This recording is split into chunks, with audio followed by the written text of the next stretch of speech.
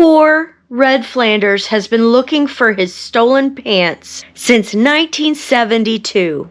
Everyone out there, be on the lookout for a bald knobber with a pair of pants that do not belong to him. Let's take a break today and let's do something fun. Let's go to the theme park. Hello, all of my history-loving friends. This is a little different from what I normally do. I'm actually in a theme park today, Silver Dollar City. It's in the Branson area. I've been going here since I was a little kid, before I was even tall enough to ride rides. And the reason I'm here is because this is the final season of a ride that has been in this park for 52 years, Fire in the Hole. They're updating it. I am hoping it will still have something to do with bald knobbers.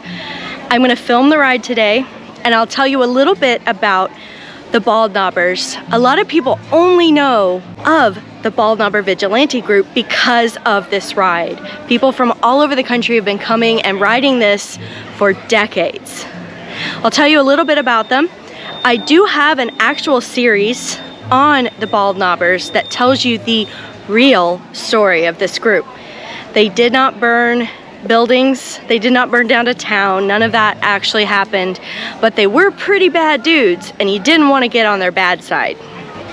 Now what's cool about Silver Dollar City is, as far as I know, please correct me if I'm wrong, this is the only theme park that is actually history based.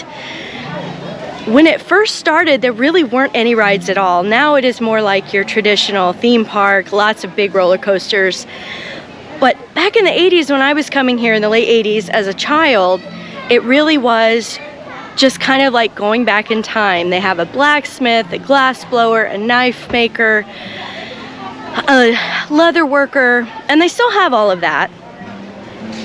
But it is more, it's not so much going back in time as it is just a theme park that is based on history.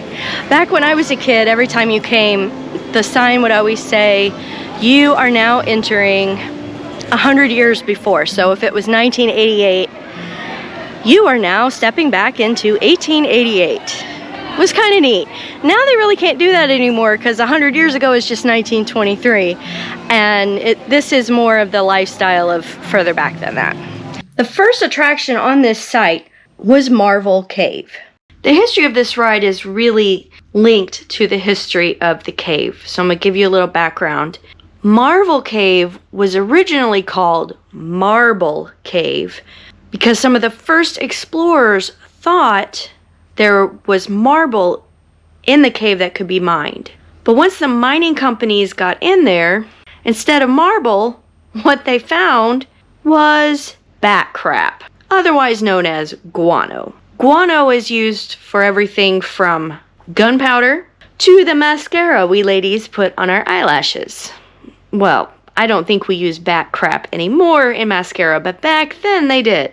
In order to accommodate the miners, they built a little town called Marmaros. That town did indeed burn down, and there are all kinds of rumors about what caused that town to burn.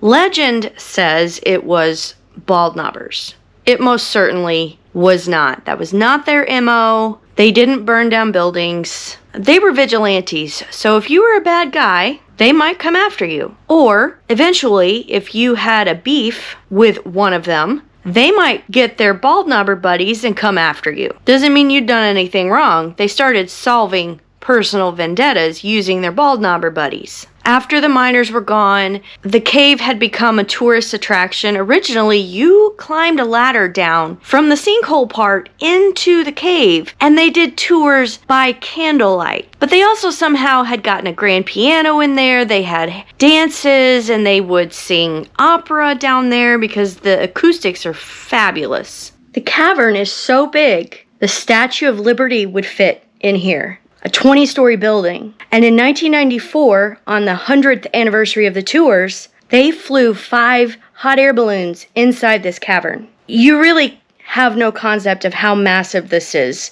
through footage. But when all of that is over, they sold it to the Herschend family, who turned it into a theme park. They rebuilt on the site of Marmaros, And the point of rebuilding the town and having all of this artisans come was to entertain people while they waited to take their cave tour. The cave was the original attraction. And in 1972, this ride was developed. It was the first indoor roller coaster ever. Not Space Mountain. No, it was Fire in the Hole.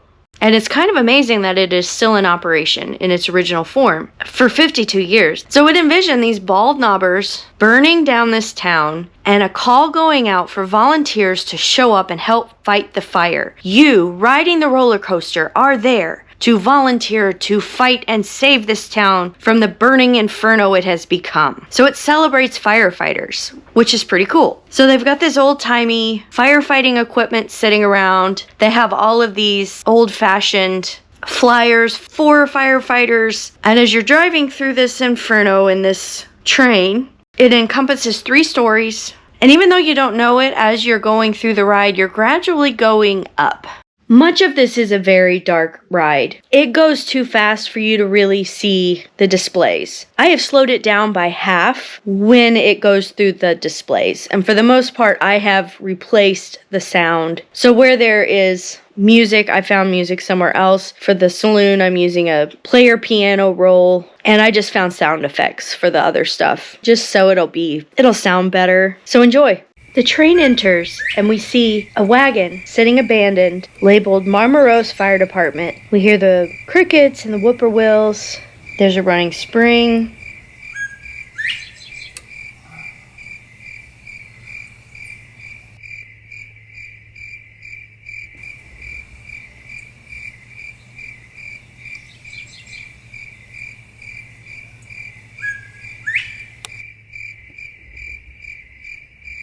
When we go around the corner, we see the saloon. You see the barkeep, and then there's a saloon girl out on the front porch. Almost looks like maybe she's on a swing or something. It's hard to see, it's so dark. You hear gunshots. It's the sound of ball robbers shooting it out with the law. As you pass by this building on the right, the glass breaks when hit by a bullet. I switch then to the other side of the car, where you see the ball knobbers hiding among trees. There's one in this barn who probably shoots the shot that goes through that window.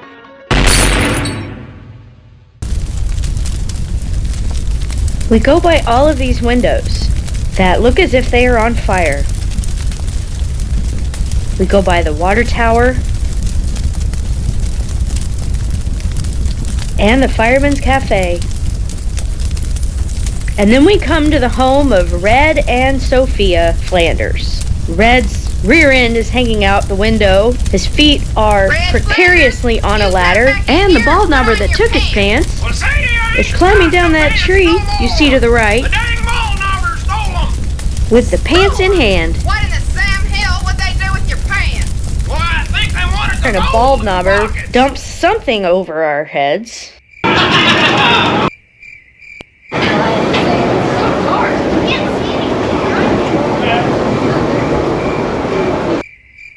We then come to a bald knobber camp with a big sign saying, "Keep out."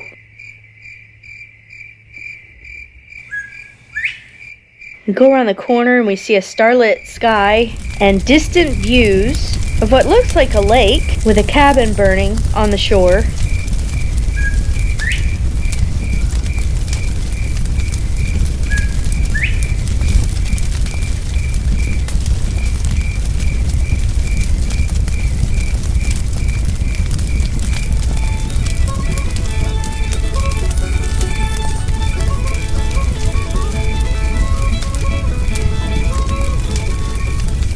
And then we come to what enchanted me as a child, the flaming bridge. I just thought that was the most amazing thing ever.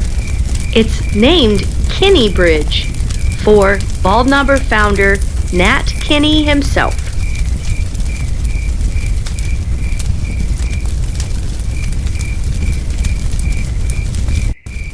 And then we drive onto that flaming bridge, which collapses as we go over it.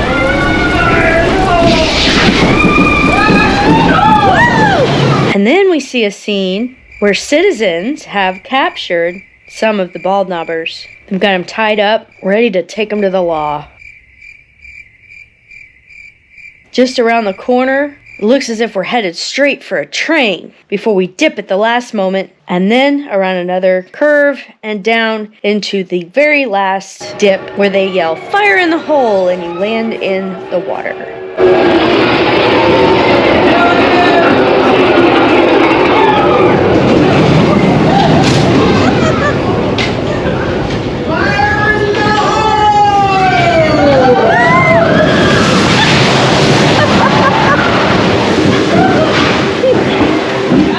There are nuggets of actual historical truth here. There's actually a wanted poster for Nat Kenny up there.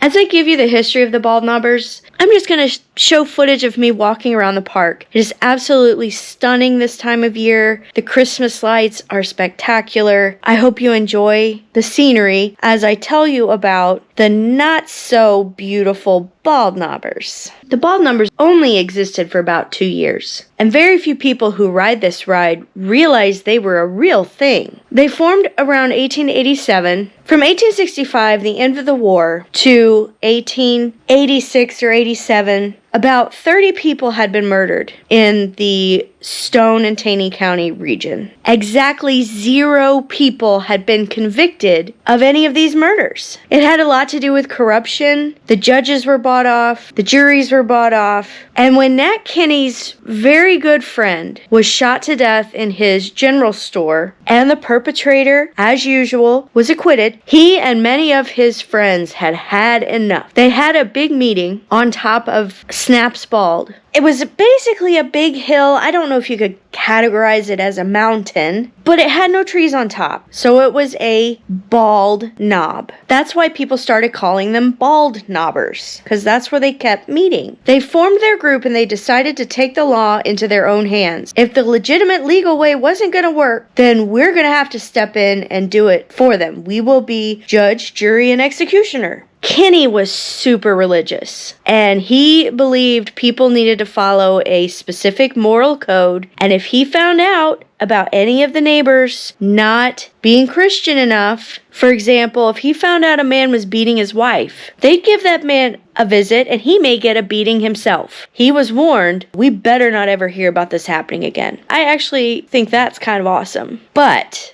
it did go too far. It started off with good intentions, but a lot of people got killed over it. They did lynch a couple of guys. The Taylor brothers had caused a lot of trouble for years. And when it finally became the end for them, they again shot one of their friends inside of the grocery store he owned. He would survive, but he was shot in the head. And he was a bald knobber, and he was trying to stand up to them for the first time because they like to come in and steal stuff from him and intimidate him. And I guess from joining this group, he just got braver than usual, stood up to them, and they almost killed him. So his friends tracked them down, and in the town of Forsyth, where most of this happened in either Forsyth or Kirbyville, they strung the brothers up from a tree in Forsyth. There's a Methodist church in that spot now. The tree itself is gone. I go to all of these locations in the Bald Knobber series. But a lot of people get killed over this, and it's not just because they had broken the law. Some of it was not everybody agreed with their methods. And so there were anti-bald knobbers, and then there were the bald knobbers. And people were getting killed for making fun of the bald knobbers. There was a lot of animosity. And I went to the graves of, I think I got to everybody who was killed in all of this chaos. Nobody in Taney County ever wore a mask. They didn't think they were doing anything wrong. They weren't ashamed of what they were doing. They didn't care if anybody knew who they were. But other groups formed who were inspired by their group. And in Christian County, which is actually where my parents live, it's where I work every day editing this stuff for you guys, because I don't actually edit at my own house. This is where it was really bad, here in Christian County, the Ozark area. These are the bald knobbers that inspired the ride. These are the guys that were terrorizing the community. They wore masks, specifically to frighten people, to intimidate, to scare people. The Christian County bald knobbers were inspired by the Taney County bald knobbers, but there was no direct involvement between Nat Kenny and his group and Christian County. There is a rumor that Nat Kenny came and spoke to them, but that hasn't been proven. These are the guys that wore the frightening masks. They hid their identities, And that may be what made them go too far. The protection of that anonymity. They would just show up at somebody's house in the middle of the night, drag them out of their house, pistol whip them, beat them. They would chase people out of town. They would get a bundle of sticks and they would leave it on somebody's porch. And however many sticks was in that bundle was how many days you had to get out forever and never come back. They were driving off homesteaders. That got them in trouble with the feds. But they'd been using that land and they were super mad when people came in with legitimate claims and didn't allow them to use it anymore. So they just drove them off. And again, we're talking beating people, threatening, but they ended up using their position as vigilantes to settle personal scores. People who hadn't done anything wrong, except maybe to get on the wrong side of a member of the Bald Knobbers. And this ended with a personal vendetta like this, ended with a home invasion that resulted in the deaths of 3 men in front of their wives and children, and 1 man was wounded very badly. This ended the Christian County Bald Knobbers. 3 of them were hanged. It was supposed to be 4, but 1 escaped. It was a father and a son and an uncle and a nephew. The uncle was hanged and the nephew escaped and was never found again. It was a very botched execution. Again, I have a whole episode on it. It was horrible, and much of the population of Ozark was likely there because, hey, there's no television. Got nothing else to do. Well, let's go watch a hanging. Happened on the town square in Ozark. There is a marker there commemorating the event, and I went to the graves of all 3. Now, in Taney County, they broke up more amicably. They willingly disbanded, quote unquote. But there are rumors that activity continued for years. I mean, the governor got involved and sent an agent to Taney County to stop all of this. It was a bad experiment. It did not work. It caused the deaths of more people than it ever prevented. But it gave us one of the weirdest and most unique amusement park rides in the whole country. And it has remained a favorite with people around here and all over the country for decades. I'm really glad it is going to survive into the future, at least in some form. It sounds like this new version is going to have things like holograms. So like the Haunted Mansion at Walt Disney World. It's going to be a lot more sophisticated, but it's going to have the same storyline. This is where the new Fire in the Hole is going to go. In this section, I don't know, not specifically the spot.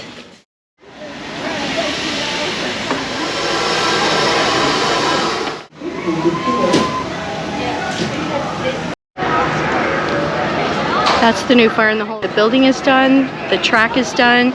The thing they're working on now is all of the decorations, the dummies, all of that. Sounds like it's basically going to be the same thing. It is going to have bald knobbers. It's going to be the same story. It's just going to be more sophisticated. So it's starting to get dark. Look at this little beauty right here. I was asking them, it's got a ride called Buzzsaw Falls on it, which has been gone for a very long time. And this is from when it first came out. So I was asking them if they could date it for me. So it probably dates to 99 or 2000. This little baby is a historic relic.